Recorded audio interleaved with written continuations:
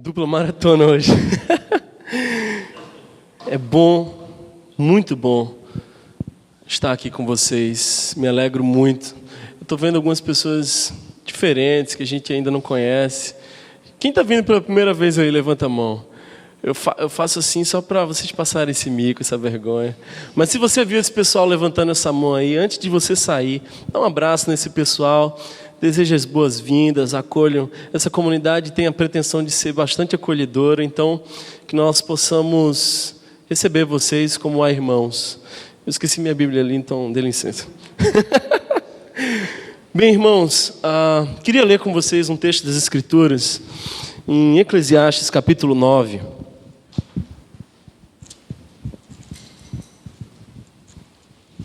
Eclesiastes capítulo 9.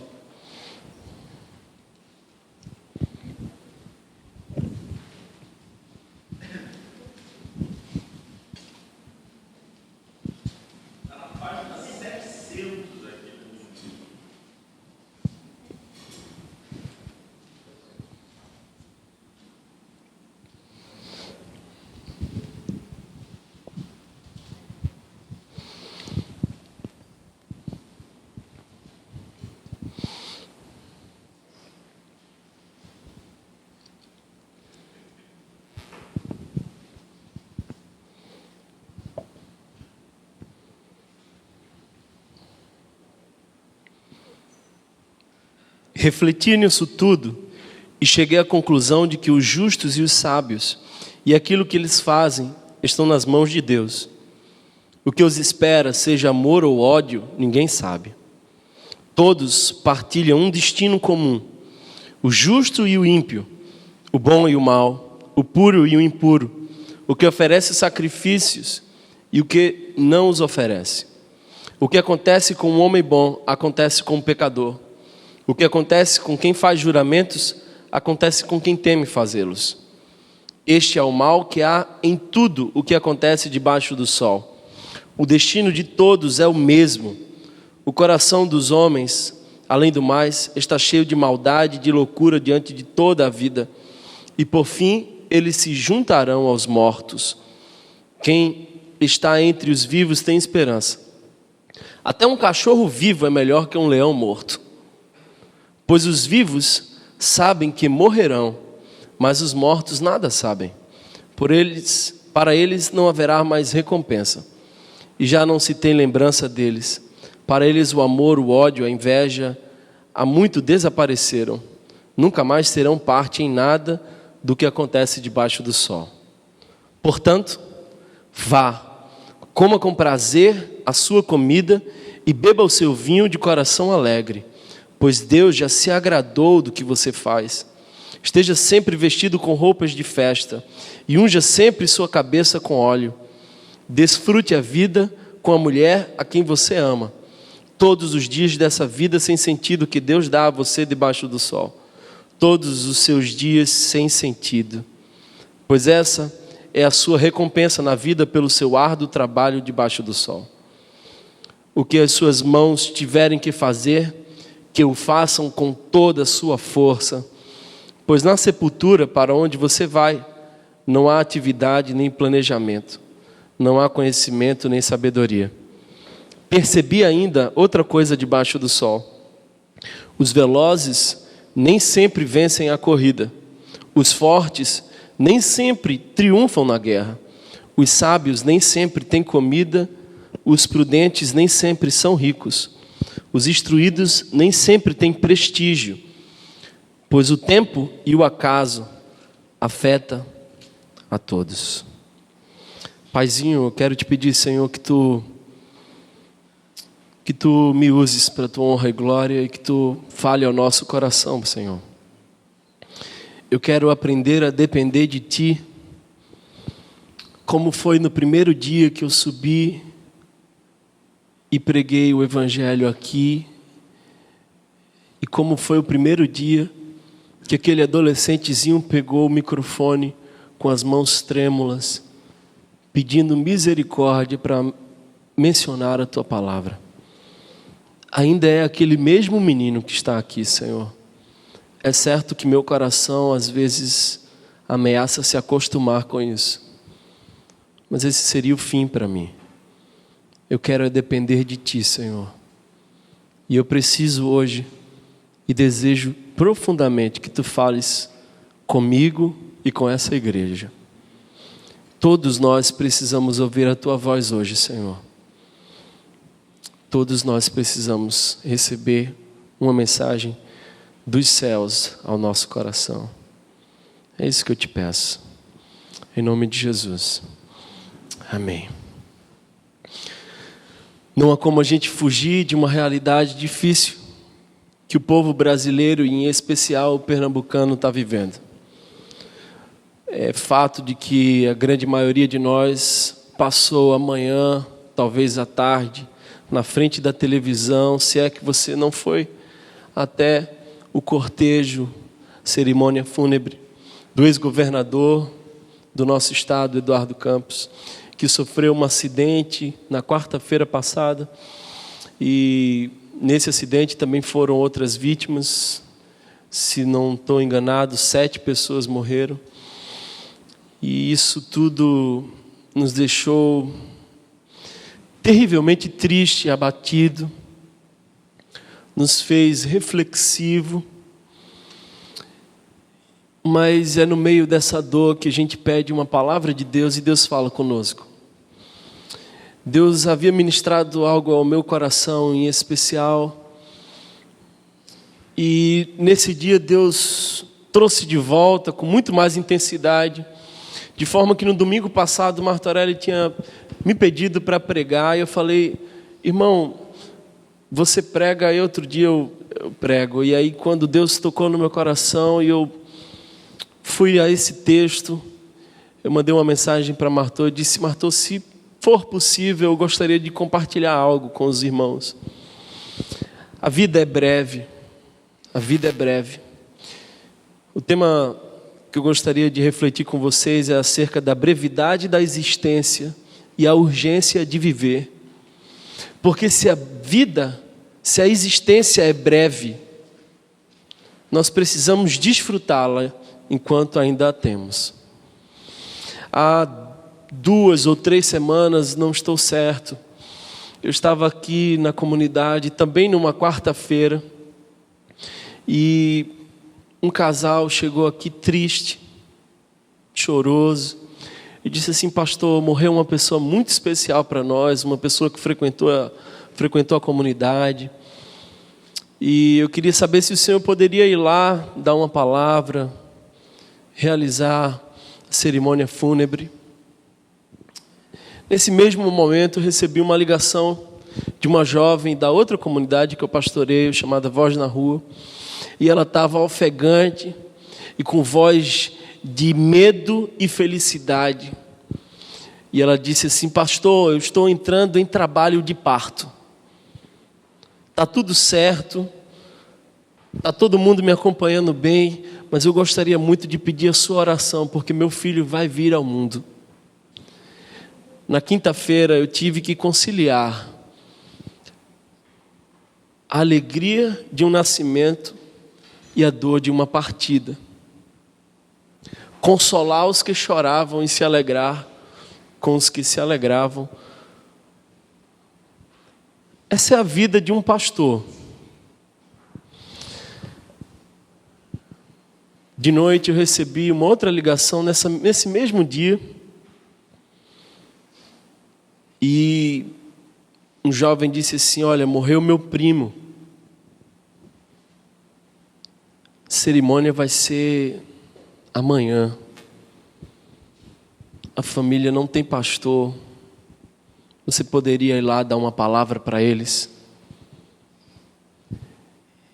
2 dias seguidos, na mesma rua, quase no mesmo lugar, eu tive que consolar pessoas que estavam perdendo entes queridos. Um jovem de 26 anos de idade. Tiago, capítulo 4, versículo 13 e 14. Gostaria de ler esse texto. Se você quiser me acompanhar, fique à vontade.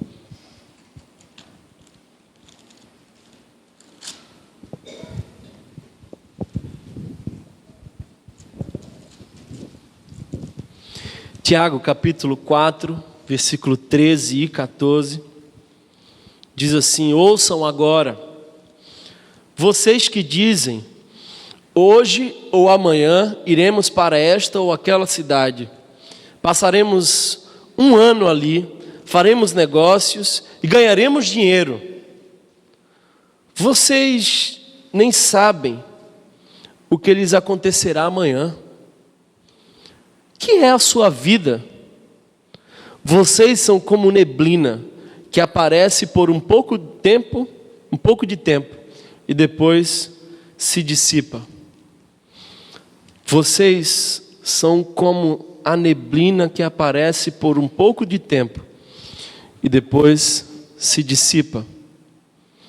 Tiago descreve a vida como uma neblina. Há 2 semanas atrás nós estávamos indo para Bonito. Era um dia chuvoso e não é fácil você encontrar neblina meio-dia aqui numa região como a nossa. E aí quando nós estávamos no meio do caminho, a gente subiu uma montanhazinha assim, e a gente viu muita neblina, e paramos o carro para curtir a neblina.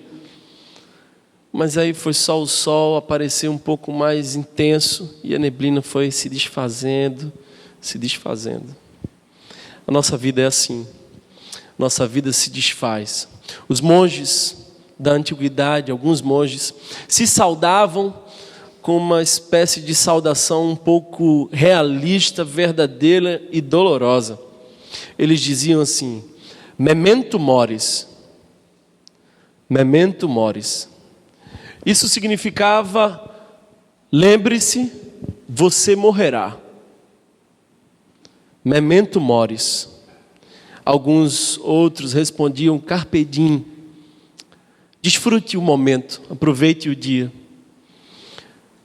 Nós ficamos mais habituados com essa expressão depois daquele filme Sociedade dos Poetas Mortos, cujo autor morreu a semana passada.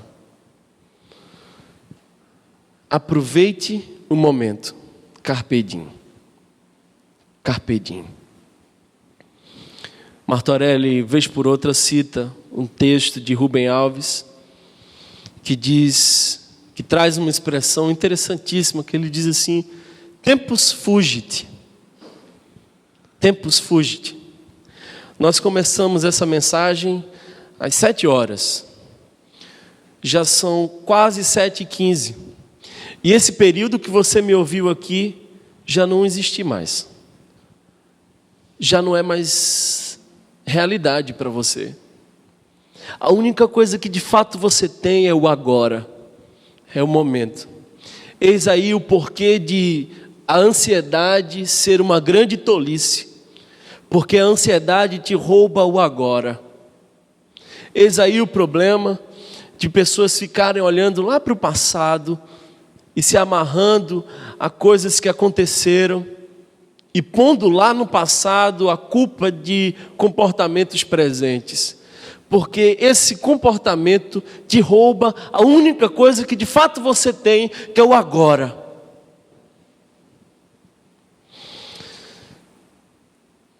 Se eu fosse dar um conselho para você hoje, eu diria: não morra antes da hora. E deixa eu dizer uma coisa: a hora de morrer não é bem como a gente pensa que é.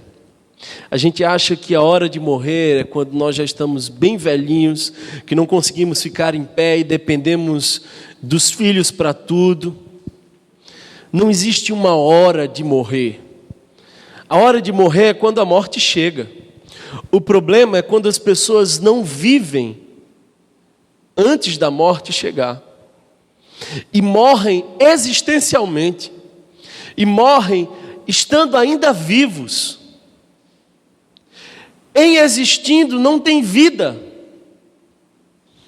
Não aproveitam o momento que desfrutam do agora. É por isso que existem muitas pessoas morrendo antes da hora. É porque ainda não foram enterradas, o médico ainda não assinou um documento dizendo: olha, esse já não tem mais vida, mas essas pessoas que se julgam vivas não têm vida, apenas existem. E talvez eu esteja falando de você e de mim. Não morra antes da hora. Schopenhauer disse que a vida é um breve absurdo entre o nada e o nada. Esse susto que nós temos. Eu fiquei pensando, enquanto estava vindo para cá, que a morte é mais ou menos como se você estivesse vendo um belo filme e de repente, sem mais nem menos, lhe faltasse energia e você perdeu o resto do filme. Acabou. Nós temos uma mente que está acostumada com início, meio e fim. E a gente projeta aquele fim que nós queremos. A morte é o corte trágico no nosso agora e que nos tira o fim idealizado por nós.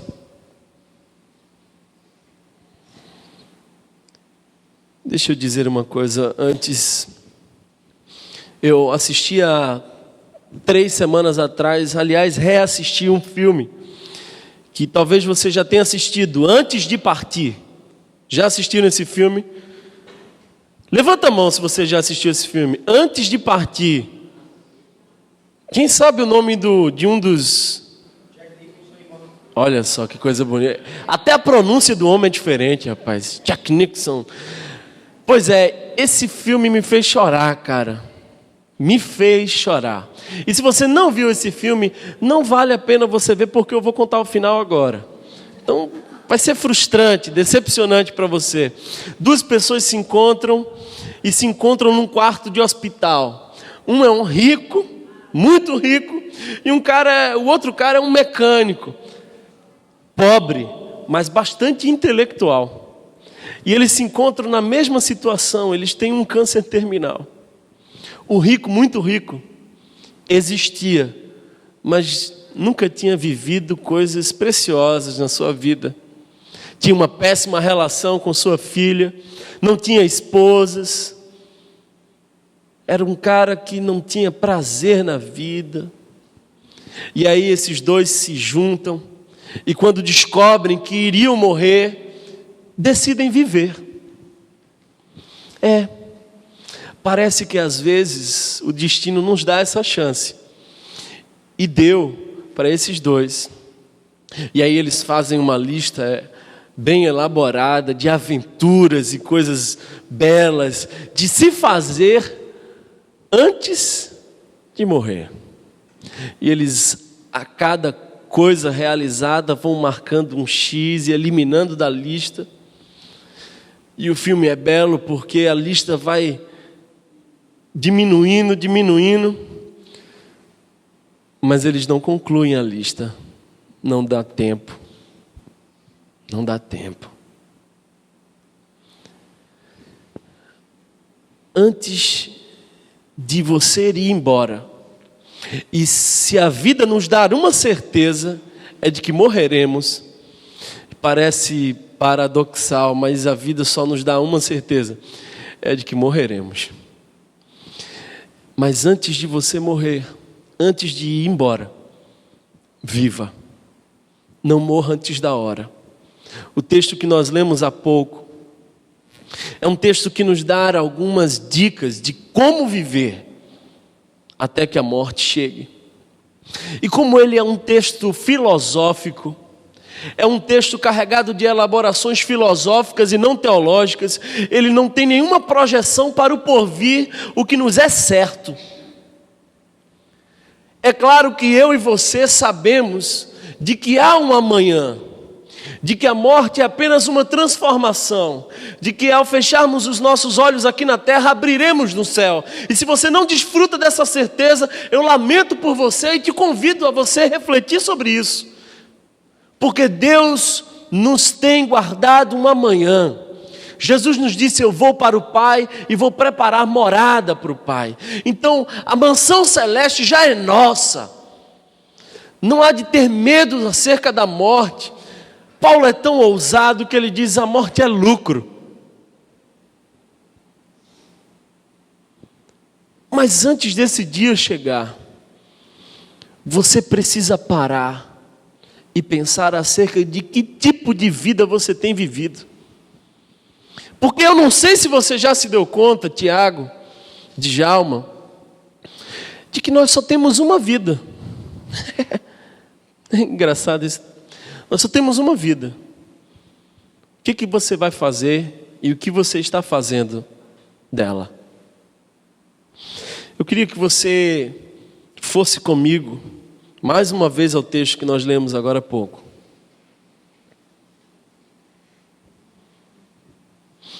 Eclesiastes capítulo 9. E quero convidar você a se deter dos versículos 7 ao versículo 11. Do primeiro versículo ao 6º, o texto fala do que não podemos discutir: morreremos. Traz verdades duras. Essa é uma realidade que alcança bons e maus. Gandhi, Madre Teresa e os piores bandidos da face da terra tiveram o mesmo destino, aconteceram-lhe as mesmas coisas. Mas a partir do versículo 7 em diante, me dá a impressão de que o pensador, o pregador, a que se atribui o texto a Salomão, e Salomão lhe é atribuído 3 livros da Bíblia. Primeiro ele escreve Cantares. Cantares é um livro erótico, poético, bonito demais. É um jovem apaixonado por outra jovem, vivendo emoções eróticas, prazerosas, e descreve de forma poética aquela emoção. Depois ele amadurece um pouco mais e surge como um fruto de uma compilação de sabedoria de um e outro. Ele junta o que são provérbios de sabedoria. E o livro de Provérbios é isso: 31 capítulos de pura sabedoria. Mas como fruto de um ser envelhecido, olhando para trás e encarando a vida de forma filosófica e procurando nela sentido, surge o livro de Eclesiastes. E Eclesiastes é realista, não tem enrolação. Eclesiastes diz: olha, é isso que se aproveita debaixo do sol e o resto é vaidade. Passa, é bafo, é sopro, não serve de nada. Versículo 7. Diz assim: portanto, vá. Olha bem para mim. Olha, ele começa descrevendo o destino irremediável de todos nós. Mas quando ele chega no versículo 7, ele diz assim: vá, portanto. É como se ele mudasse o tom. É como se ele tivesse trazendo as verdades da vida, e a mais pesada delas é de que a nossa vida é finita. Nós todos estamos na fila invisível da morte e não sabemos o número da senha. Você ouviu isso? Você já entrou numa fila? Todos nós estamos na fila invisível da morte e não sabemos o número da senha, o que nos é angustiante. Depois de constatar tudo isso, Salomão diz assim: portanto, vá. É um imperativo. É como se Salomão estivesse dizendo assim: já que é assim, dito tudo isto, já que isso não tem como ser mudado, alterado, vá, portanto. E aí ele dá algumas dicas, e é sobre elas que vale a pena nós gastarmos um pouco mais de tempo. Preste atenção. Portanto, vá, coma com prazer a sua comida e beba o seu vinho de coração alegre, pois Deus já se agradou do que você faz. Esteja sempre vestido com roupas de festa e unja sempre sua cabeça com óleo. Deixa eu dizer a primeira coisa, a primeira verdade é de que a brevidade da vida nos convida a desfrutar as coisas boas e simples da existência. A brevidade da vida nos convida a desfrutar as coisas boas e simples da existência. Quem já abriu um vinho numa roda de amigos, e alguns da igreja fizeram isso esse final de semana, e conversaram durante um bom tempo em volta de uma boa comida mineira. É disso que eu estou falando. De que vale você trabalhar, passar a vida inteira se esforçando, e aí você, para se autoafirmar como um ser de sucesso, compra casas que não vai, compra carros que não usa, compra camas nas quais não se deita e não vive, apenas existe. Eu acho interessante porque no meio da afirmação, Salomão põe uma coisa que eu acho interessante. Ele diz assim: pois Deus já aceitou suas obras, porque é a partir da nossa concepção de Deus que nós desenvolvemos a nossa vida. Eu conheço pessoas que se sentiriam culpadas se elas fossem felizes, porque Deus quer delas o sacrifício, a desgraça e a morte, porque o Deus a qual elas acreditam servir e existir é um Deus carrasco, punitivo, é pai severo,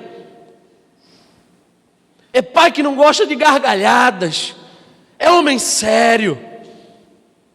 Nietzsche disse uma coisa que eu acho interessante.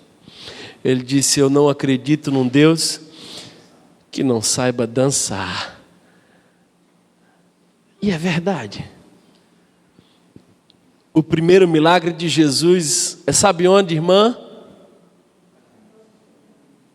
As bodas de Caná da Galileia. E sabe qual é o problema? Não é um cego, não é um coxo, não é um leproso, é falta de vinho. Ai, esse é o meu Deus e é o seu Deus. Que diz assim: acabou o vinho, a festa vai encerrar aqui. Não, enche as talhas. E talhas eram coisas grandes, assim tipo tanques, que serviam para guardar as águas que eram usadas nas purificações religiosas. E preste bem atenção nisso aqui. O que Deus diz é: encham as talhas que são usadas para fins sagrados, porque eu vou usar essas coisas sagradas para manter a festa seguindo o seu fluxo. Eu não creio num evangelho que nos convida à depressão, à tristeza. O povo de Deus deveria ser o povo mais feliz da terra, mas somos conhecidos como o povo mais chato, mais crítico, mais sacana. Nós deveríamos ser aqueles que não conseguiriam parar de dançar, porque fomos salvos da desgraça, estávamos caminhando para o inferno e Ele nos resgatou, e nada pagamos por isso, foi graça, e por conta disso deveríamos dançar, celebrar a vida.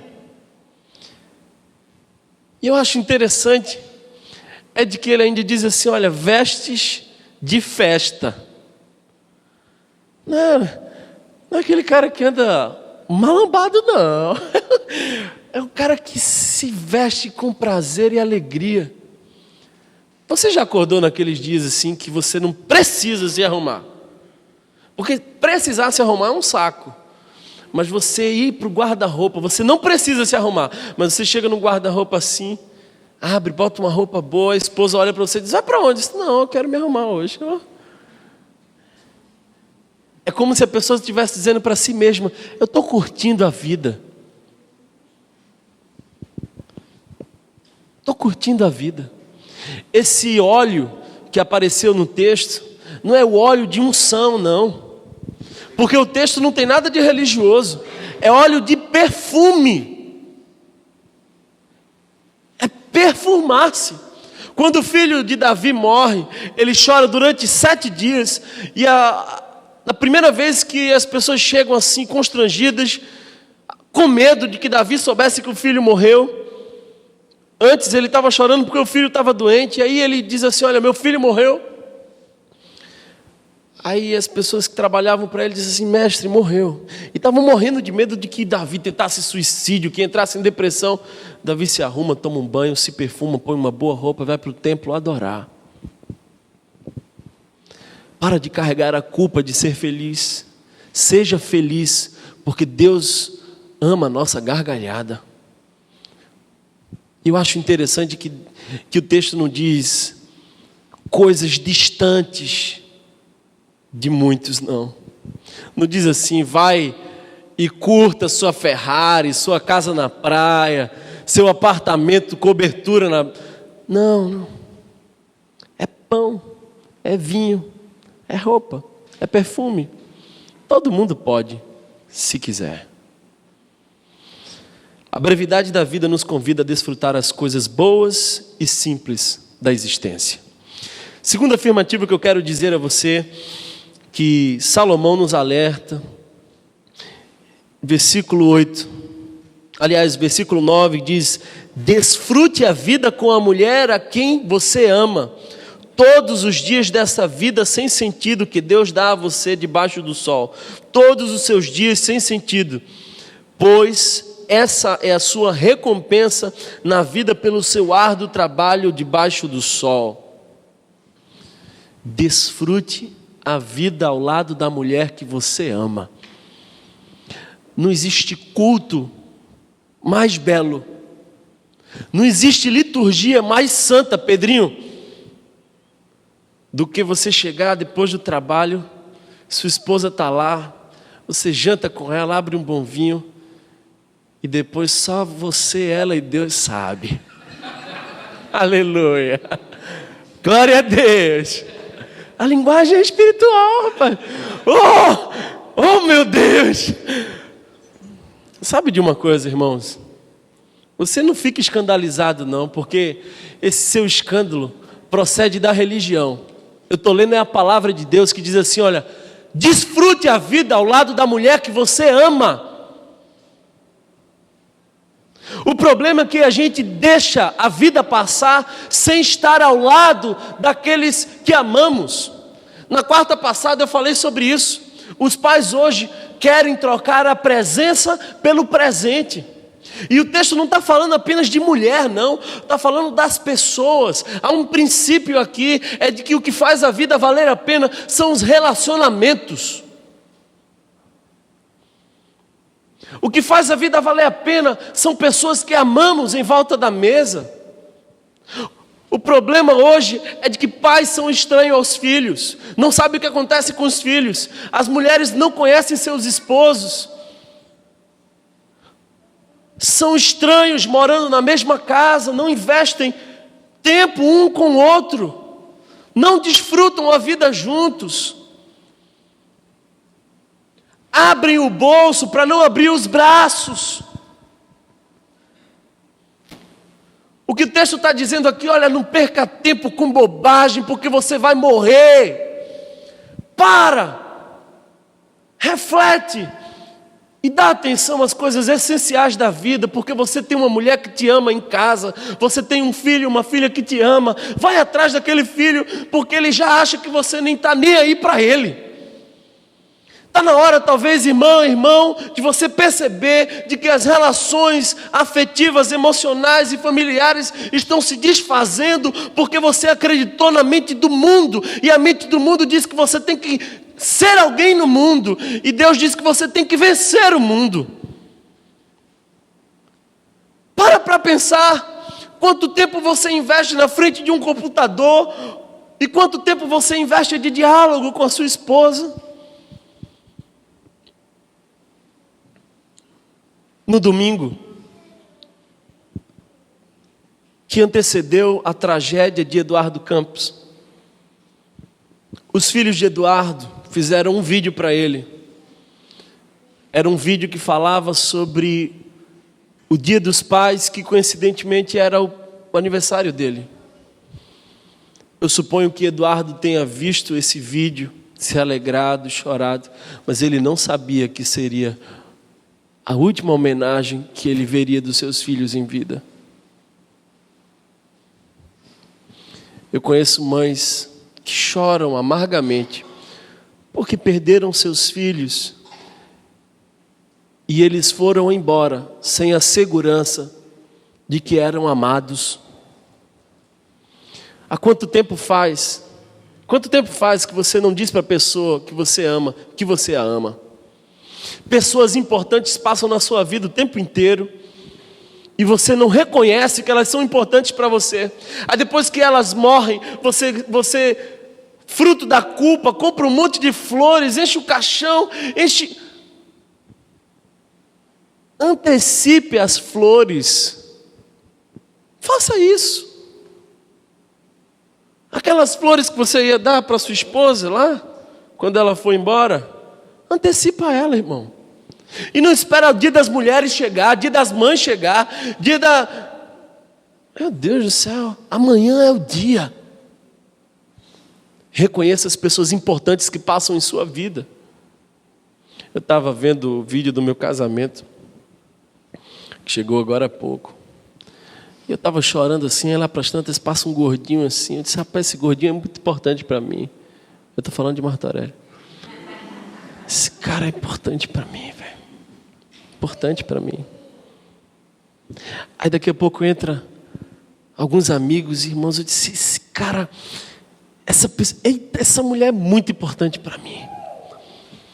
Tudo isso em silêncio, ninguém sabe. Porque nós somos a sociedade dos amores póstumos. Nós somos maravilhosos em fazer homenagens para quando a pessoa já não pode mais ver.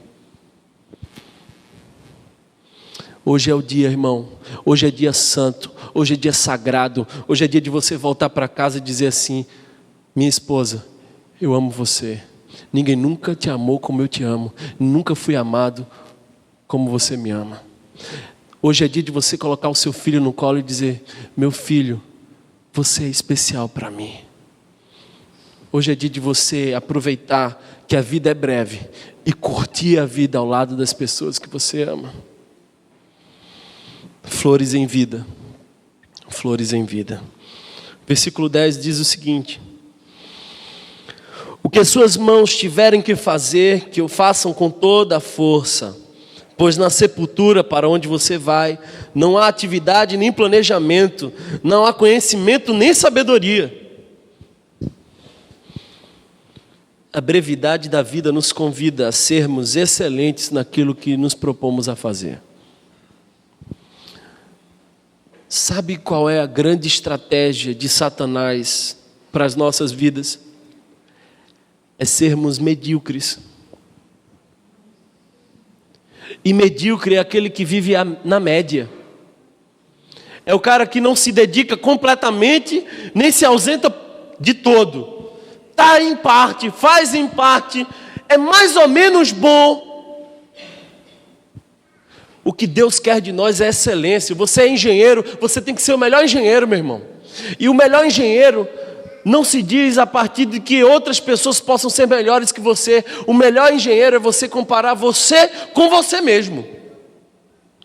Porque quando você começa a se comparar aos outros, isso gera orgulho e doença para a nossa alma. Mas quando a gente pode olhar para dentro de nós e dizer: eu posso ser melhor, faça assim. Porque essa é a vontade de Deus para a sua e para a minha vida. O texto diz assim, que o façam com toda a sua força. Aí você diz assim: mas você não sabe onde eu estou, onde eu trabalho, em que família eu estou. Você não sabe quais são as circunstâncias. Não interessa, meu irmão. Porque José foi levado como um escravo. E o escravo lá começou a se destacar, se destacar, se destacar, se destacar. E daqui a pouco ele era gerente. Aí a vida deu outra cacetada em José. José vai para a prisão. Na prisão ele começa a se destacar, se destacar, se destacar, se destacar e sobe de posto. Porque não existem terrenos inférteis para pessoas extraordinárias. Você precisa dar tudo de si em tudo que faz. Você tem que parar de se comparar aos outros e olhar para dentro de você e dizer assim: que tipo de pastor eu sou? que tipo de cristão eu sou, que tipo de mãe eu sou, que tipo de gerente eu sou, que tipo de dono eu sou, que tipo de patrão eu sou, porque o que Deus espera de mim é que nessa vida curta eu seja bom naquilo que eu faça. Você não pode ser bom naquilo que você faz sem ter sonhos. Você precisa sonhar, você precisa ir além. Eduardo Campos morre. Um dia antes, no Jornal Nacional, ele declara o seu sonho. Ele tinha um sonho, não teve tempo de realizá-lo. Ontem, quando eu estava voltando para casa, depois de uma conferência na Jocum, a rua estava cheia, eu parei meu carro e passa o cortejo com o caixão de Eduardo. Em cima haviam seus filhos com bandeiras do Brasil e uma faixa enorme, vestindo uma camisa que dizia: não vamos. Sabe por quê? Porque sonhos contaminam outras pessoas. Os sonhos saem de nós e o que é utopia vira realidade.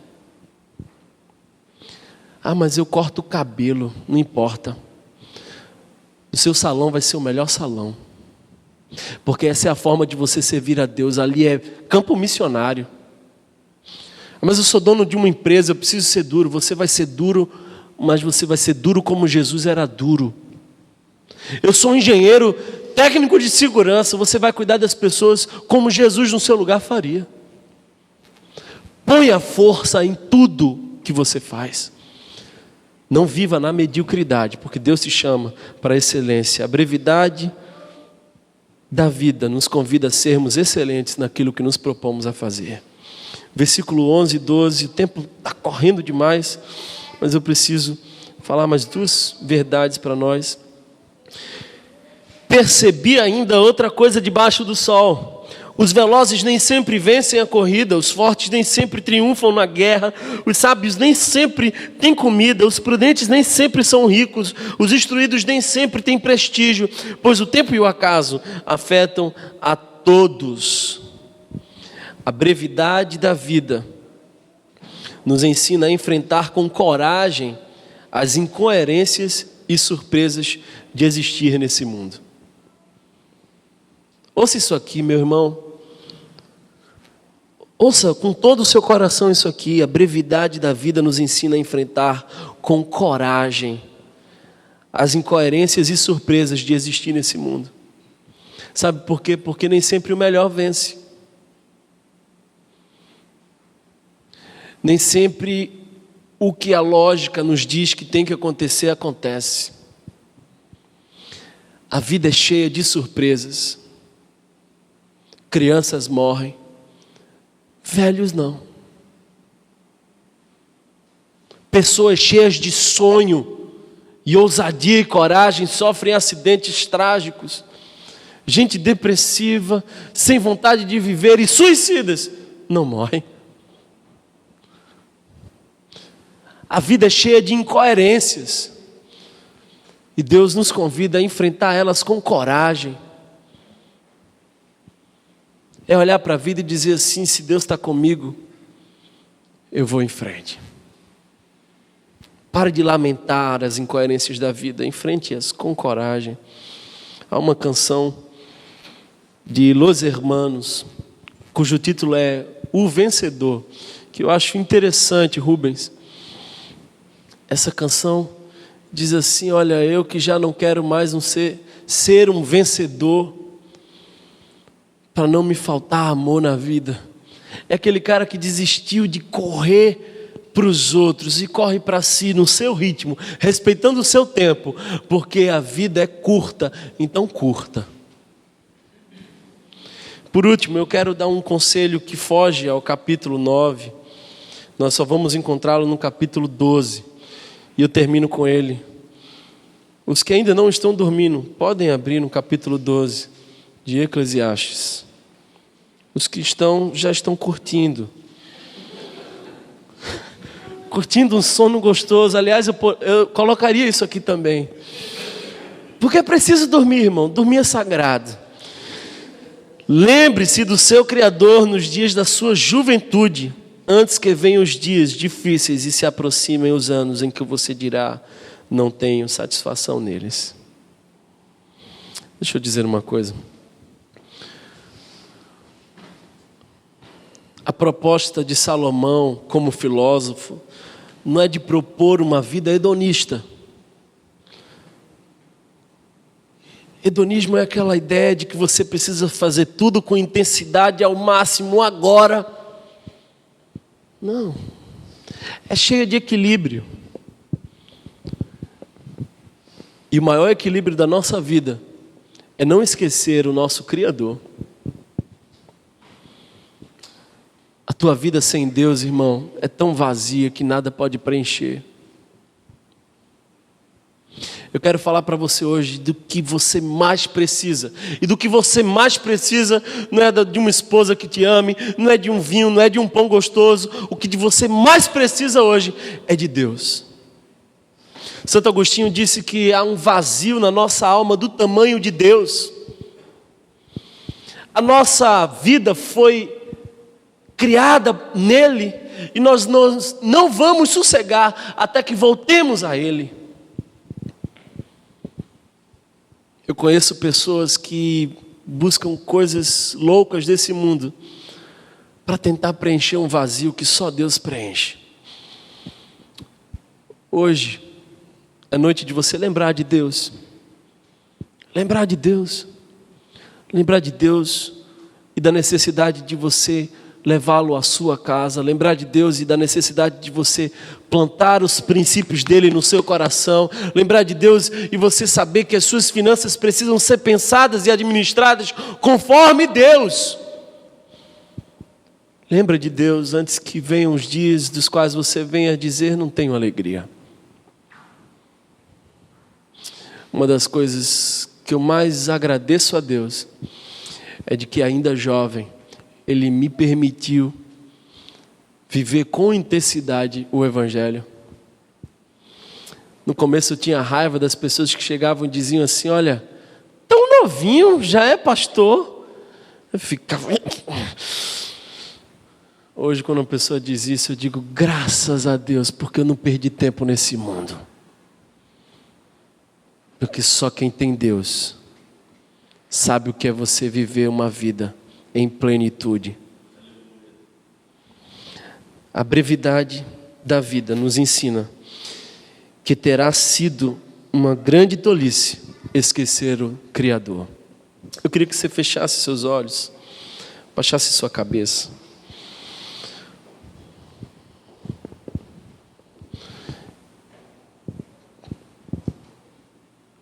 Hoje é tempo de você avaliar a sua vida, porque ela é curta.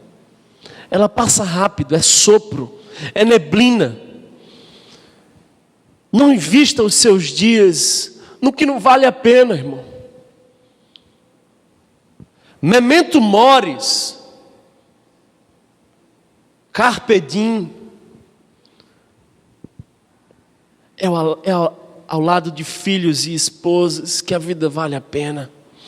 É desfrutando as coisas simples que a vida vale a pena. É se dedicando com coragem, sonho, ousadia e excelência em tudo que fazemos que a vida vale a pena. É enfrentando o inusitado, o trágico, o ilógico da existência com ousadia e coragem que a vida vale a pena. Mas nada disso terá sido útil se você esquecer o principal: Deus. Se fosse o seu último dia hoje, se você olhasse para trás agora, o que você veria? Eclesiastes diz: é melhor ir a uma casa onde há luto do que a uma casa onde há festa, porque na casa onde há luto há também reflexão. Vale a pena, irmão, irmã? Está valendo a pena? Ou você precisa pisar no freio jogar o peso morto fora e se abraçar com o que é essencial. A vida é breve e se faz urgente viver. Deus, eu quero te agradecer, Senhor, por esse momento de reflexão. Quero te pedir, Espírito Santo, que tu estejas consolando o nosso coração. Visita também, Senhor, a família de Eduardo Campos, sua esposa e filhos, que tiveram um homem dentro de casa que fez a vida valer a pena e, apesar de ter sido aparentemente para nós curta, foi intensa. Dá que possamos, Senhor, relembrar o que é essencial na nossa caminhada. Espírito Santo de Deus, eu te peço que tu visites a nossa casa, Senhor, porque nenhum sucesso profissional compensa um fracasso familiar. Que os nossos filhos enxerguem em nós homens e mulheres que fizeram a vida valer a pena. Heróis que encararam o inusitado da existência com coragem. Fica conosco, Senhor. Nos abençoe. Em nome de Jesus. Amém.